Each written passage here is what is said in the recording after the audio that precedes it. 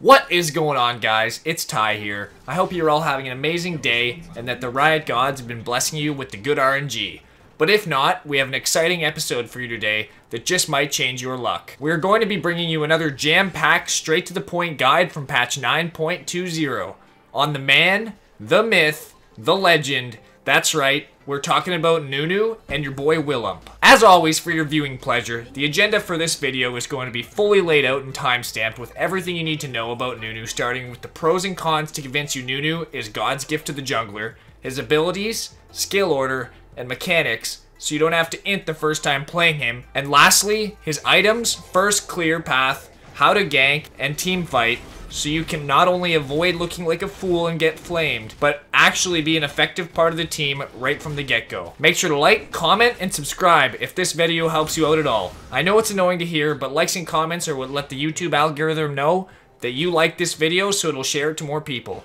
It only takes a couple of clicks to enable me to keep making the best content I can for you. Thanks again for your continued support. This video is brought to you by eAthlete Labs. eAthlete Labs are the creators of my new favorite supplement, eAdvantage. eAdvantage is the solution to getting the most out of your brain even when you are tired and feel like a potato. It works by combining powerful, healthy ingredients like energy-supporting vitamins and brain-boosting nutrients so you can play at your best even when you don't feel at your best. eAdvantage completely eliminates the need for unhealthy and expensive alternatives like energy drinks. Whenever I am losing focus after a long day, I take a capsule or two of eAdvantage and I'm ready to go for hours. If you are determined to achieve your best at all times and move up the rank ladder quickly, I seriously recommend this product. Make sure to use code TY14 to receive 13.5% off your order today. The link will be in the description. With all the blabbering out of the way, let's get into what you all really came here for. Apart from being a snowball chucking, yeti riding badass, Nunu has a pretty hefty list of pros, with only a few cons. To kick it off, we're going to start with the pros. Nunu has a very good clear in the jungle, from speed to sustain. He can clear all of the camps fast with his consume dealing major damage to the camp's tank, while healing him a ton, and clears away the trash nicely with the AoE on his Mega Snowball, Mini Snowballs, and his AoE built into his passive. After you get your jungle item on Nunu, you are already super tanky with high HP and sustain in fights from your queue. After you get a few more tank items, you become nearly unkillable. His ganks and counter ganks are amazing by being able to charge up your snowball out of their ward's range. Then by the time the ward spots you, you are already moving like a freight train, and it is going to be very hard for them to get away as you roll in and combo them with your 3 CC abilities. Piggybacking off of his last pro, his engage is awesome. Whenever the enemy is either behind or outnumbered and trying to defend a tower, you can start way behind your team and come flying down the lane with a new minion wave and a ginormous snowball ready to knock them all down like bowling pins, then blow them to smithereens with your extremely satisfying ultimate. It almost always guarantees a pick, and even though it should be obvious, they almost never expect it. Circling back to what I briefly mentioned in the other pros, Nunu is the Nautilus of CC in the jungle. Nobody ever gets away from you in a team fight. Whoever has the displeasure of you butt-fucking them the whole time is going to die 9 times out of 10. And his boyfriend might go down faster than when he rattles a zipper from your nice AoE damage. Moving on to the cons, Nunu can be a fairly team-reliant champion unless you are far ahead and can afford to mix in some damage items like Protobelt. He generally needs another teammate or two to kill the champs that he CCs, making playing with boneheads a bit of a headache at times. He can also get bullied a bit going for early plays like Scuttle Crab unless you chomp it and run when playing against higher early damage junglers because it'll just kill you in a duel. Lastly, he deals very underwhelming damage if you are relegated to being the support tank jungler. You have a better chance of an anvil falling out of a plane, busting through your roof, and turning you into a ketchupy pile of bone meal than you do winning a 1v1 against anyone. And if the other team has a Vayne and it doesn't end by mid-game, you can pretty much write the game off right there and then. She can knock you out of your ultimate, your snowball engage, and deal about 10 million damage to you in 3 seconds. Moving right along, it's about time we go over the abilities that make Nunu such an amazing champion. To kick things off, Nunu's passive is Call of the Freljord. Call of the Freljord is triggered when Nunu attacks an enemy champion, a large monster, or a structure, and it is going to grant himself and his nearest ally prioritizing that one with the highest attack speed, the Call of the Freljord buff for 4 seconds. The buff itself is going to give bonus attack speed move speed, and give Nunu an AoE auto attack that deals an extra 30% physical damage in a cone behind the target. Nunu cannot trigger this passive again on the same target for a set duration. Nunu's Q is Consume. Upon activation, Nunu takes a bite out of an enemy, dealing damage and healing himself. He heals for 50% more when he's below 50% health, and he deals true damage to minions and monsters, and it restores an extra 25% health against them. Nunu's W is his most fun ability in his kit, biggest snowball ever. Upon activation, Nunu is slowed for 50% for the first second, but is immune to all other slows for the entire duration. You can drive the snowball while steering with your mouse for 10 seconds. The snowball will gain power for the first 5 seconds of being cast, increasing its damage, knock-up, and stun time the bigger the snowball gets. You can also move faster and faster the bigger the snowball gets, and as a result, you can let go of the snowball anytime, but the faster you're going, the farther the snowball will travel before disappearing. The snowball will explode upon hitting terrain, enemy champions, or large monsters. Upon activation, Nunu throws a volley of 3 snowballs in the target direction, with each snowball shattering upon hitting an enemy, dealing magic damage to enemies in a cone. Enemies hit 3 times are slowed for 1 second. Champions and large monsters hit once are also snowbound for 4 seconds, resetting on each hit. You can reactivate this ability 2 more times at no extra cost, and tag more enemies. At the end of the ability's cycle, all enemies in the radius that are tagged will become rooted and take magic damage. Lastly, the most satisfying ability in Nunu's kit is his ultimate, Absolute Zero. When activated, Nunu starts channeling a frosty vortex that gives him a shield, slows all enemies in the radius, and builds up damage and slow percentage based on the channel time. Enemies hit by a fully channeled 3-second ultimate are going to receive a massive amount of damage. This ability can nuke out an entire team in a wombo scenario. Now that we know what Nunu's abilities are, we need to know what order to take them in. Maxing Nunu's abilities is pretty straightforward. You're going to want to start off the game taking a point in your Q, followed up by a point in your W, lastly a point in your E. You're going to proceed to max your Q first, then your E, and your W last, taking points in your ultimate at 6, 11, and 16. Maxing your Q is going to provide you the most damage and sustain, followed by your E is going to provide you with the most CC and damage for the cooldown. Your W is more of a utility ability that doesn't really gain any benefits from being upgraded compared to the others. And of course, you always want to max your ultimate whenever you can. Moving along to Nunu's runes, he's going to have 2 primary rune pages that you will likely use. The more common one is the Resolve Aftershock rune page, where you're going to be taking Aftershock, Demolish, Conditioning, and Revitalize. Aftershock is going to make you insanely tanky while giving you a bit of extra damage with the pop.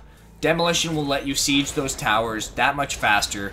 Conditioning is going to make you a tanky beast, and Revitalize is going to make your heals that much stronger. Next, we're going to jump into the Domination tree and pick up Cheap Shot to deal extra damage from all the people you CC, and Ingenious Hunter to give you active item CDR to help your Trinket, your Hextech Proto Belt, potentially your Stone Plate, and any other active item you might be building on Nunu. We're going to round this out with a little extra attack speed, some adaptive force, and some scaling health. The other rune page you might be taking when you really want to snowball a game is the Predator page. You're going to be taking Predator, Cheap Shot, Eyeball Collection, and Ingenious Hunter. The only difference from the other page is we're adding Predator and Eyeball Collection. Predator's going to let you come flying in at Mach 1 with your snowball, making ganks pretty much unavoidable by the other team. And Eyeball Collection is just going to give you lots of extra damage. Next, we're going to roll into the Precision tree and pick up Triumph and Alacrity to make you tankier in team fights by getting all those assists and kills, getting that health back. And Alacrity is just going to help you pick up kills, clear the jungle, just deal more damage overall. And on this page, we're also going to go with some attack speed, adaptive force, and in the third tree, we're taking armor, but you can also take magic resist or scaling health. It depends on the enemy team comp. If they have kind of mixed damage, you can go with health. If they have a lot of one or the other, take the resist for what they have. Building the right items on a champion is essential to giving yourself the best chance to win. So on Nunu, we're going to want to start out the game with some basic items. We're going to want to pick up our Hunter's Talisman, Refillable Potion, and Warding Totem.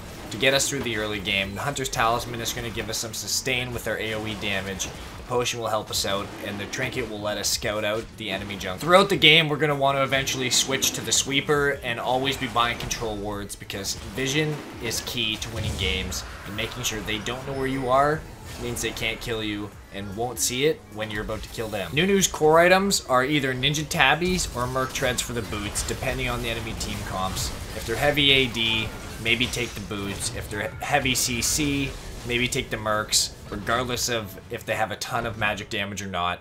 You're going to always want to go Cinder Hulk. Red Smite is generally the best option. It's going to allow you to actually win 1v1 fights and get some kills. You're going to pick up a Spirit's Visage because the healing is going to be insanely good with your Q.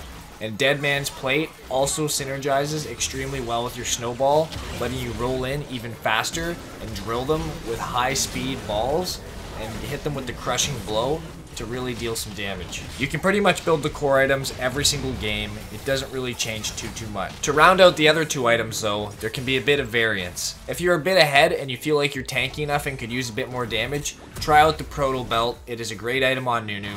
It helps you land your E-stun more frequently and stay on targets, gives you a bit of damage to actually kill some people. Knight's Vow is also kind of an offensive option because it makes your teammates deal more damage. It can be good if you're playing more of a support Nunu jungle and you're looking to really make one person on your team deal a lot more damage. The defensive options, Stone Plate is always a pretty good option if you need to round out your build with some tank. You roll in, do your full combo, pop your Stone Plate, you're pretty much unkillable. Adaptive Helm is good against champs with repetitive abilities like Cassiopeia, Singed. You're going to want to maybe sub out the Spirit's Visage if you're against a team with a lot of continuous abilities like that. And Thornmail is also a good option if you're against people with a lot of healing and they have a lot of AD auto attack damage or something like that. Then you can sub out maybe the Dead Man's for a Thornmail, or maybe you might even need both if they're very heavy AD. If you are ever unsure where to start in the jungle, it is a very safe bet to just get Elise from your bot lane. They're going to help you kill it the fastest, and they're going to get you on your feet and roll into the jungle. I like to start blue buff, go Gromp, go to my Wolves, and then you take your Snowball on Nunu. You plow around the corner, you can do the Wraiths, make your way up to red, and then after you get your red buff, you'll be level 3 and you'll be looking to gank. Actually, after you kill the Raptors, you'll be level 3 and looking to gank with this clear path. You can look top, you can look mid, you can look for Scuttle Crab fights, you can do whatever you want. This, however, is not the only gank path, but as you can see, after the red buff, it presents yourself with an equal opportunity to go get a kill top lane.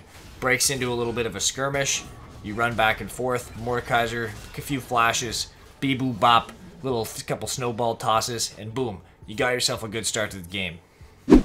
When on blue side of the map, getting a leash from your bot lane is at your red buff and presents the opportunity to do a level 2 gank either mid or bot lane.